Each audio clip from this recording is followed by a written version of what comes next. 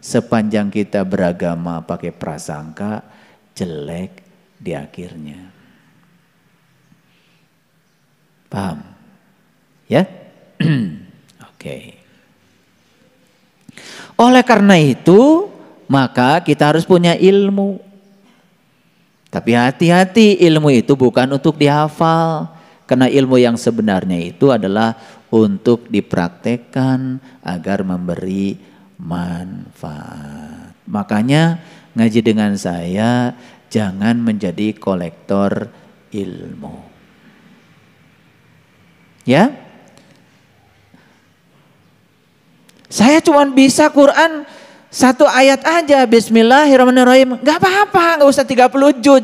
Tapi dipraktekkan, coba kalau dipraktekkan. Kullu amrin tibalin la yubda'u fi basmalah fahuwa aqta. Setiap pekerjaan yang tidak dimulai dengan atas nama Allah, putus tidak menjadi amal. Coba, setiap pekerjaanmu sadari atas nama Allah. Gimana caranya? Saya kerja bukan atas nama uang.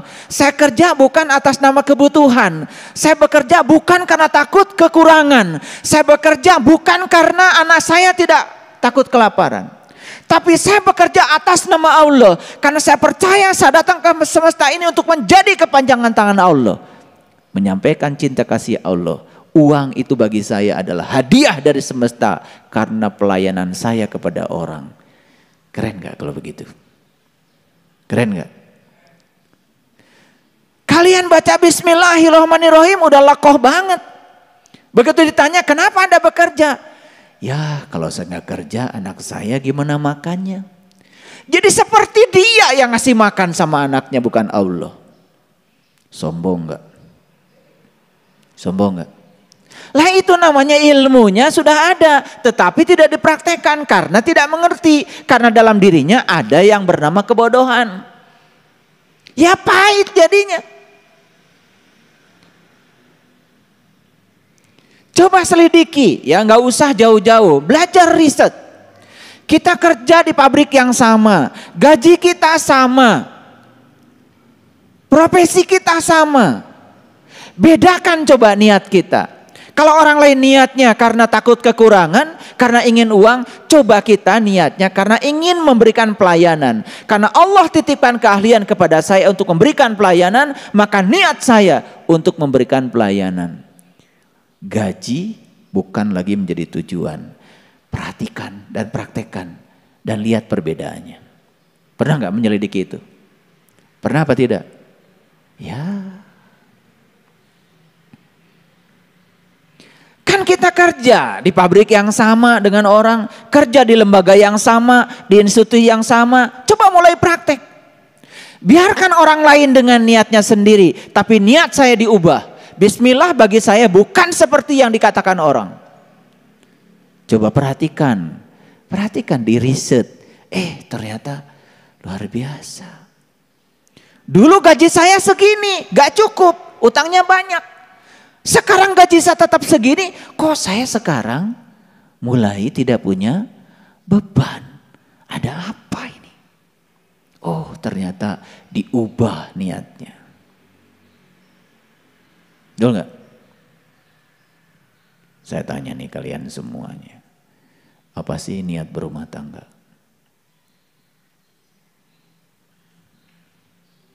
Apa? Ini udah kawin berapa tahun ditanya niat rumah tangga masih bingung. Ya toh? Bingung semuanya bingung. Ya. Makanya dulu waktu masih lajang ingin rumah tangga. Setelah rumah tangga ingin pisah.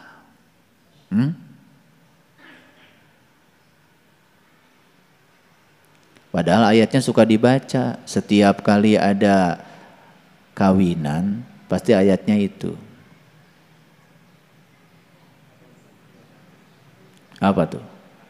Wa min ayatihi an khalaqalakum. Kan gitu ayatnya. Ya toh? Suka dengerin ayat itu? Pasti. Pokoknya nikahan dimanapun di Indonesia ayatnya pasti itu. Kayaknya gak ada ayat lain seakan-akan. sudah jadi paten. Dan di ayat itu dikatakan ajwaja, kan gitu. Tahu ajwaja artinya apa? Pasangan. Tahu artinya pasangan apa? Ada nggak? Mur dengan mur. Ada nggak? Baud dengan baud. Coba mur dengan mur jadi apa? Baud dengan baud jadi apa? Coba kalau mur dengan baud saling menguatkan, bukan? Betul nggak? Iya. Ada dua logam mau ditempel. Logam yang satu dilaskan mur. Di logam yang satu dilaskan baud. Ketika mur ketemu baud, pasangan bukan? Saling apa? Saling menguatkan. Saling melengkapi. Beda nggak mur dengan baud? Beda. Begitu nikah, rumah tangga pengen sama. Mur sama mur, baud sama baud. Nyambung nggak kira-kira? Sadar nggak kalau kalian itu berbeda? Sadar nggak? Sadar nggak kalau kalian itu pasangan? Sadar. Pasangan itu positif negatif. Nggak ada beli sendal kanan-kanan. Coba kalau pakai sepatu kanan-kanan gimana tuh? Labuh wae. Betul nggak? Gimana kalau kiri-kiri? Jadi begitu ingin kanan-kanan, ingin kiri-kiri, tidak bisa menerima kanan-kiri, tidak bisa menerima pasangan. Berarti kita ini sedang melanggar hukum alam. Padahal ayatnya ajwaja. Gak pernah dibahas ayat itu. Betul nggak? Yang dibahas teh sakinah, mawadah, warohmah, sakinah, mawadah, warohmah. Bari jeung teu ngarti sakinah teh naon? Itulah kebodohan, pahit. Tapi begitu pintar sedikit, oh ternyata saya dengan istri saya itu pasangan. Dan silahkan diri, tidak ada yang cerewet nikah dengan yang cerewet. Dan tidak ada yang diam nikah dengan yang diam. Gak ada. Yang cerewet itu pasti nikah sama yang diam. Betul nggak? Aduh, istri saya cerewet. Terus? Oh, ternyata istri saya adalah guru saya untuk belajar diam. Karena belajar diam yang paling bagus sama yang cerewet. Coba, kita mau ngomong satu kata, dia sudah ngomong. Mau ngomong lagi, udah duluan lagi ngomong. Sukses gak belajar diam? Sama siapa? Aduh. Langsung terima kasih Tuhan.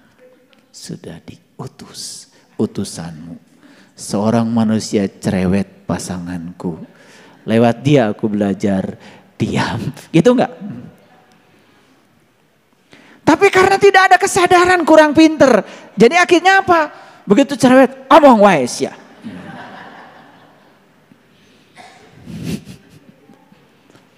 Tapi kalau dilihat itu sebagai mitra, sebagai pasangan, jadi klop. Akhirnya bikin puisi. Kamu dan aku seperti mur dan baud. Gitu kan puisinya. Kita saling menguatkan. Wih, keren. Karena kata Allah kita ini adalah ajwaja. Gitu enggak? Boro-boro. Ngerti gente?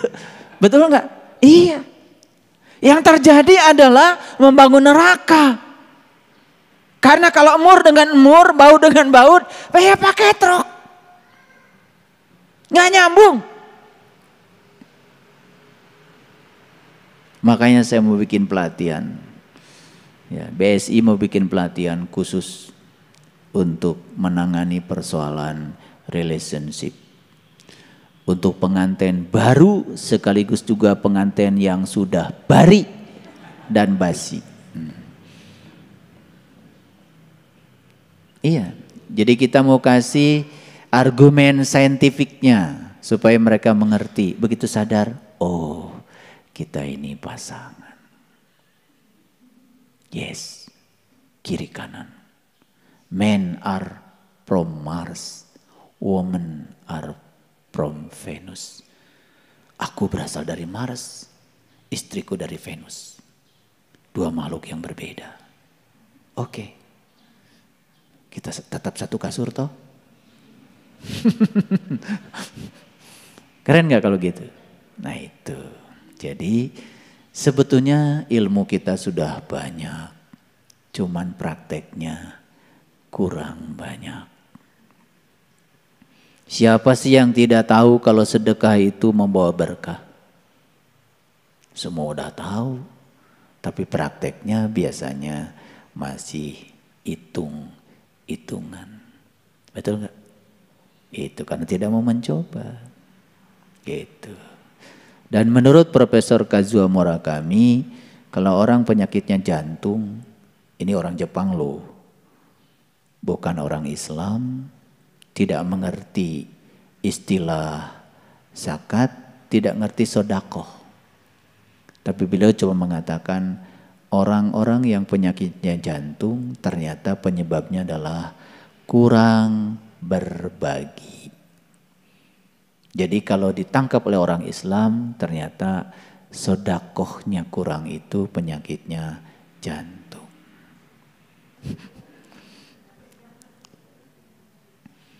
Ini kalian ini setiap Rabu kan datang ke sini. Kemudian saya kasih nasihat. Senang gak dikasih nasihat? Senang ya. Padahal siapa yang menasihatimu secara sembunyi-sembunyi, maka ia benar-benar menasihatimu. Siapa yang menasihatimu di halayak ramai, sebenarnya dia sedang menghinamu. Jadi ini saya ini sebetulnya sedang menasihati beneran atau sedang menghina kamu? Gini, kalau saya nasihatin Hari di depan halayak, itu saya menghina Hari. Tapi kalau saya panggil Hari, kemudian saya nasihati di kamar atas, kita berdua, itu menasihatinya dengan penuh cinta kasih. Benar-benar menasihati. Pertanyaannya gimana nih, sekian banyak orang dinasehati, ini menasehati beneran. Kan sembunyi-sembunyi, kan tertutup nih ruang ini. Hanya kita yang tahu. Betul nggak? Iya. Karena saya kan tidak menasehati satu-satu, betul nggak? Saya menasehatinya bareng-bareng. Jadi ini menghina atau menasehati kira-kira? Menasehati. Yang merasa dihina, ya baperan berarti. Nah, kenapa kita perlu saling menasehati? Jadi sebetulnya menasehati sekalipun itu anak kita, kalau di depan temannya kan tidak boleh. Karena nanti anak kita merasa terhina. Apalagi memarahi dia di depan orang banyak. Betul nggak? Nah, saya mau tanya jujur nih. Pernah nggak memarahi orang di depan orang banyak? Angkat tangan. Kok sedikit ya? Ternyata yang jujur di ruangan ini cuma sedikit ya. Atau memang tidak pernah? Ah, itu berarti senang saya. Ya. Memarahin orang di depan umum, kira-kira menghina atau apa istilahnya yang paling tepat? Karena menasihati orang saja di depan umum itu sudah menghina. Apalagi memarahin orang di depan umum, coba. Apa kata yang paling tepat untuk dia? Menghina atau merendahkan? Merendahkan. Makanya kadang-kadang kita sering tidak sadar. Betul nggak? kita memarahin orang di depan orang. Padahal menasihati saja, kalau di depan orang itu sudah menghina, apalagi memarahi. Oleh karena itu para sahabatku yang dirahmati Allah, keadaan selalu terjaga dengan kesadaran penuh itu menjadi sangat penting dalam kehidupan. Jadi oleh karena itu jangan ada kelalaian dalam hidup. Paham? Ya. Kira-kira kain kafan kita sekarang sedang dibuat apa tidak? Saya tanya, Bunda Yani kain kafannya di mana sekarang? Sedang ditenun, sedang dibordir lagi. Betul nggak? Jadi aneh sekali kalau manusia dalam hidup di usia seperti kita sekarang ini masih lalai dalam kehidupan. Padahal kain kafan sudah disiapkan buat kita. Setuju nggak? Oke. Oleh karena itu, mari kita selalu terjaga, selalu sadar. Itu sebabnya kita diberikan namanya kolbu. Kolbu itu adalah tempat kita untuk menyaksikan akhirat. Jadi akhirat itu nanti atau sekarang? Sekarang. Di mana kita menyaksikan akhirat? Di kolbu. Makanya ada kata-kata orang tua, bagus. Kalau kamu ingin jumpa dengan Tuhan, ya mati dulu. Kalau kamu ingin ke akhirat, ya mati dulu. Nah, cuman kata-kata leluhur kita itu sering diartikan salah. Dianggapnya matinya mati beneran. Padahal kata Nabi, mut anta qabla mut. Kamu harus belajar mati selagi hidup. Nah, kata orang tua, kita di tanah Jawa ini kan harus belajar mati sajroning urip. Bahasanya orang Bandung, sing bisa nganyang kapageto. Itu sebetulnya. Jadi ya kita ini bisa menyaksikan akhirat di mana? Di kolbu. Gimana caranya? Apa sih akhirat itu? Kan akhirat itu terminal terakhir. Sekaligus juga terminal awal. Inna lillahi wa inna ilaihi roji'un. Sesungguhnya kita berasal dari Allah. Dan kita kembali kepada Allah. Jadi terminal terakhir kita siapa? Allah. Berarti akhirat apa? Ulangi lagi, belum bisa menjawab. Terminal terakhir kita adalah Allah. Betul? Kan asal dari Allah, kembali kepada Allah. Inna lillahi wa inna ilaihi roji'un. Jadi terminal terakhir kita apa? Allah. Terminal terakhir kita itu akhirat. Jadi akhirat adalah Allah. Jadi kolbu itu tempat menyaksikan akhirat. Terminal terakhir, tempat kita pulang. Oh, ke situ kita akan pulang. Karena sudah tahu jalan pulangnya dari sekarang, saat mati beneran, kita nggak akan kemana-mana. Pulang ke tempat asalnya, ke akhirat. Paham ya? Makanya ya kata leluhur kita, jadikan saja akhirat itu di kolbumu. Dunia di mana? Ah, dunia di tanganmu. Mati di mana? Mati di pelupuk matamu. Jadi mati itu di pelupuk mata, saking dekatnya. Betul nggak? Ya, mati yang paling dekat, mati beneran atau mati selagi hidup? Mati dua-duanya. Mati beneran dekat, mati selagi hidup pun dekat. Tetapi yang paling bisa kita lakukan sekarang adalah mati selagi hidup. Dengan cara apa? Dengan cara meniti ke dalam diri agar kita bisa menemukan akhirat di sini, saat ini, sekarang. Jadi dalam buku ya R.A. Kartini kan beliau menulis menyusuri kegelapan untuk mendapatkan terang. Tapi di Indonesia kok terjemahannya jadi habis gelap terbitlah terang.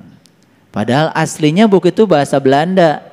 Dan saya pernah bertanya seseorang yang mengerti bahasa Belanda, ini terjemahnya benar gak? Habis gelap terbitlah terang. Karena bagi saya itu kok gak nyambung. Ternyata kata orang yang mengerti bahasa Belanda, terjemahan yang sebenarnya itu adalah menyusuri kegelapan untuk mendapatkan terang. Jadi untuk mendapatkan terang itu gak apa-apa kita menyusuri kegelapan. Setiap orang suci mungkin pernah punya masa lalu. Dan setiap orang jahat juga punya masa depan. Gak apa-apa kalau kita pernah menyusuri kegelapan. Yang penting berakhir dengan terang. Paham maksud saya? Ya, kan ini kan bekas-bekas manusia yang sudah menyusuri kegelapan. Betul nggak? Cuman sudah bosan cicing wae didinya. Ya, makanya berakhir dengan terang. Ya. Jadi oleh karena itu maka ya kita harus menemukan akhirat kapan? Sekarang, di sini, saat ini, ya. Oke.